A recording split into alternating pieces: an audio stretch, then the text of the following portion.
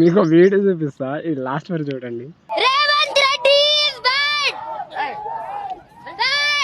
Revanth Reddy loss. ఆ బుడ్డో నవ్వుతుంది, వాళ్ళ నాన్న ఎవరో నాకు తెలియదులే, కానీ మీరు ఫస్ట్ చేసే తప్పు ఇది. వాడికి అంత చిన్న పిల్లగాడు, వాడికి వచ్చిందంటే అంత కోపం అర్థం చేసుకోవాలి మనం, అంతేలే. కానీ వాడు అడుగుతుంది రాంగ్, అట్లా అడగటం వల్ల రేవంత్ రెడ్డి తీసుకుని మళ్ళీ నన్ను జైలు వేస్తాడేమో అనుకొని మీరు వాడిని ఆపితే రేపు వాడు ఒకళ్ళు ఇచ్చాకలాగా తయారవుతాడు. మీలాగానే జెండాలు పట్టుకొని జే కొడతారు, జిందాబాద్ కొడతారు, ఆ పథకం ఇస్తే ఈ పథకం ఇస్తానని ఓటేసి దొబ్బి తర్వాతకి వాడు సంకనాకి పోతాడు.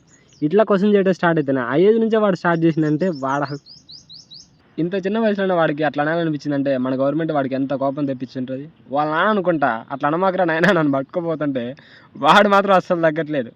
మీరు చెడుపై పిల్లగాలను ఆపకపోయినా పర్లేదులే, కానీ ఇట్లాంటి వాళ్ళ మాత్రం అస్సలు ఆపకండి. ఎందుకంటే వాడు రేపు ఏమవుతాడేమో. ఇప్పుడే ఇట్లా క్వశ్చన్ చేస్తాను, ఇట్లా అంటుందంటే రేపు వాడు పెద్ద అయితే నిలదీస్తాడు గవర్నమెంట్ని. మీరేంది, మీ లెక్కేంది, ఏం చేస్తాను పదవులకు వచ్చారు, ఏం చేస్తారని. మీరు ఇట్లా భయపడి వద్దురా బాబు నువ్వేమైనా చేసి ఆయన నన్ను తీసిపోయి బొక్కలేస్తారని మీరు అనుకుంటే వాడు కూడా రేపు మీలాగానే తయారవుతాడు, అని చేస్తారు. వాడు కూడా రేపు అంతేకాదు కాళ్ళ కిందే బతుకుతాడు. మీ కొడుకులు వాళ్ళ తరాలు, వాడి తర్వాత అందరూ అట్నే బతికేస్తారు. ఎప్పుడైనా ఇట్లా క్వశ్చన్ చేసే పిల్లగాన్ని, ఇట్లా చురుగ్గుండే పిల్లగాన్ని ఏలటి గెలక్కండి.